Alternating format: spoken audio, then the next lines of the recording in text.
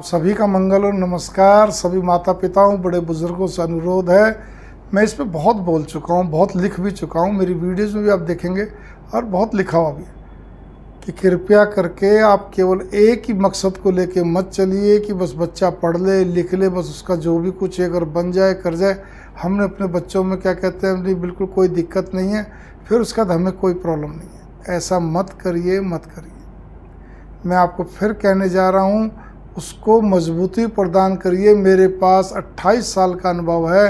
अब तो जो बच्चे 28 साल पहले 27 साल पहले मिले, मतलब मेरे प्रथम वर्ष में, और अब 28 साल में मैंने देखा वो जो बच्चा ढीला ढाला है, ढुलमुल रवैया का है, धीमी गति का है, नरम नीति का है, वो आज तक वैसा ही है।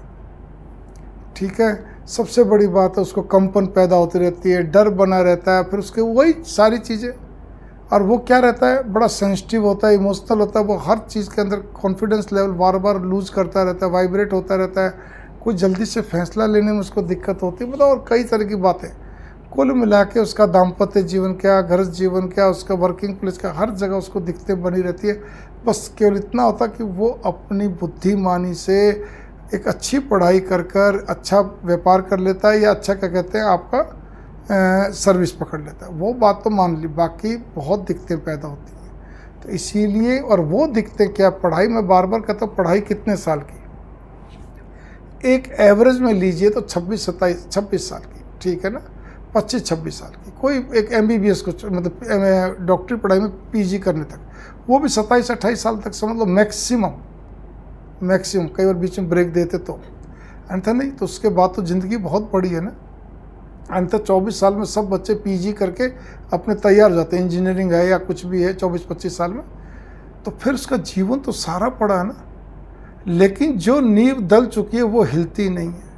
अब कोई बच्चा मान लीजिए बहुत जिद्दी है, क्रोधी है, वो आप सोचते बस पढ़ ले, कोई बातें देखी जाएगी, भाई बच्चे सुखी रहें, अपना कमाएं खाएं।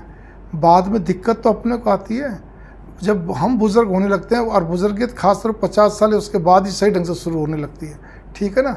60 साल के बाद वो पूरी हो जाती है।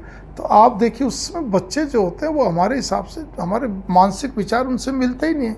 फिर बस हम केवल डबडबाई आंखों से, हल्के मन से कहते चलो जी बच्चे जहाँ भी रहें खुश रहें, हमें क्या जी, हमने कोई इनसे कुछ लेना थोड़ी है।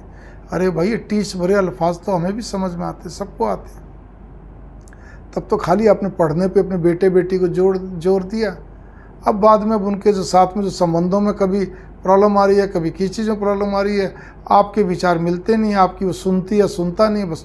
तो इसीलिए बहुत ज़रूरी है। और सबसे बड़ी बात ये, जब उसको कार्य में भी दिक्कत बनती रहती है, हर चीज़ में मतलब एक विचलित रहता है, वाइब्रेट रहता है, तो वो भी आपके लिए दिक्कत वाला काम। फिर आप उसके लिए दिमाग दौड़ा तो क्या करें जी। बच्चा तो बहुत इंटेलिजेंट है जी, बच्चा तो बहुत दिल का सच्चा है जी, हमारी सेवा भी बहुत करता है, लेकिन पता नहीं क्यों ये एकदम से कन्फ्यूज जाता है, एकदम से चुप लगा जाता है, या बहुत गुस्सैल है, बहुत जिद्दी है, वगैरह वगैरह। ये आपके ही सोच के कारण से सब कुछ बना है।